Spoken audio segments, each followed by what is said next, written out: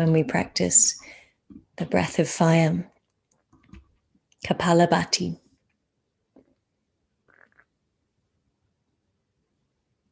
Good, and now slow motion, moving your way into Shavasana position.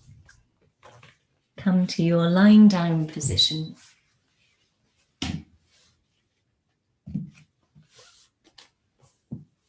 Allow your feet to flop sideways. Palms face upwards, a little away from the sides of the body. Allow your neck to align. And we'll take a final deep breath in. Big sigh out. Whole body awareness. Whole body mindfulness.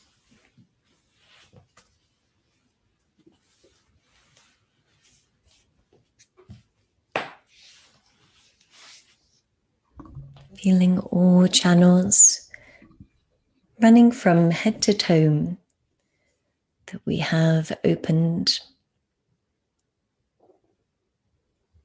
Notice the openness of the chest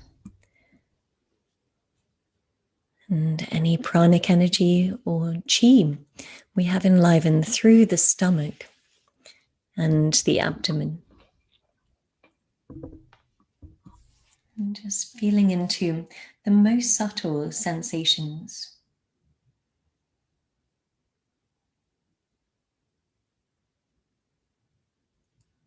Notice how the mind feels.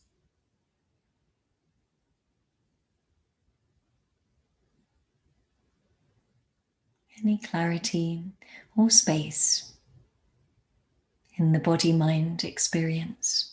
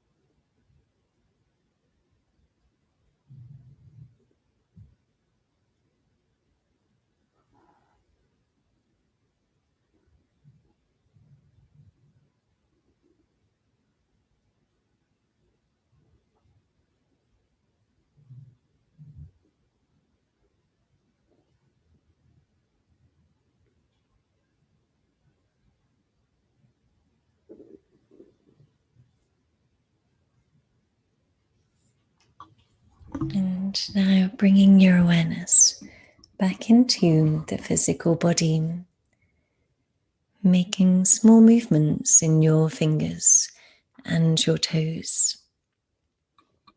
More hug one knee into your chest and then the other. Rock from side to side. Roll to your right side and come to a seated position. Bring the palms to prayer pose, Anjali Mudra. Thumbs connect to the heart space. And reminding yourself of your intention or setting a new intention for the rest of your day.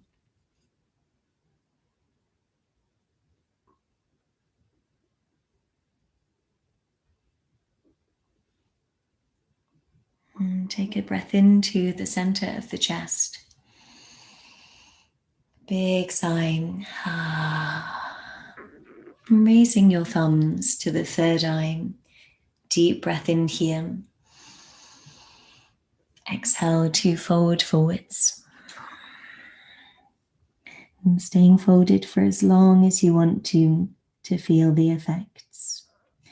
Namaste.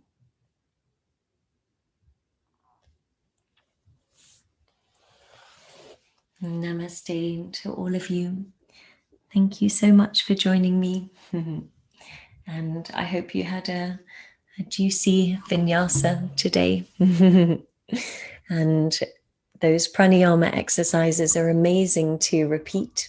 So actually repeating that in the morning to really clarify the system is an amazing routine that you could actually begin to set up. So just those 2 exercises, having the alternate nostril breathing and then also the Kapalabhati. And this really sets us up well for a balanced flow of energy through the day. So I highly recommend repeating this one, getting really comfortable with pranayama. Thank you so much, everyone. Oh, amazing to hear. Thank you. I thought that might be the case, Lisa. The dogs didn't know what to do with the breathing noises. Totally. I was wondering what they would think. Oh, amazing. Yes, exactly. It's very energizing. Super energizing work, Christina. Yeah. Thank you so much, everyone. Yes, hamstrings. Yep. Take care of the hamstrings for the rest of the day, Roz. And I'll see you guys very soon. Bye, my loves. That was so lovely. Oh, I'm glad you enjoyed. Yay. Thank you, Holly. I really needed it after the end of a really stressful week. That was just fantastic. Thanks, Lisa. Yeah, you. I'm glad. I really enjoyed it too. Happy Chinese New Year. Happy Valentine's. Bye. Yes, exactly. Yeah. See you soon, everyone. Lovely to see your smiling faces. See you soon.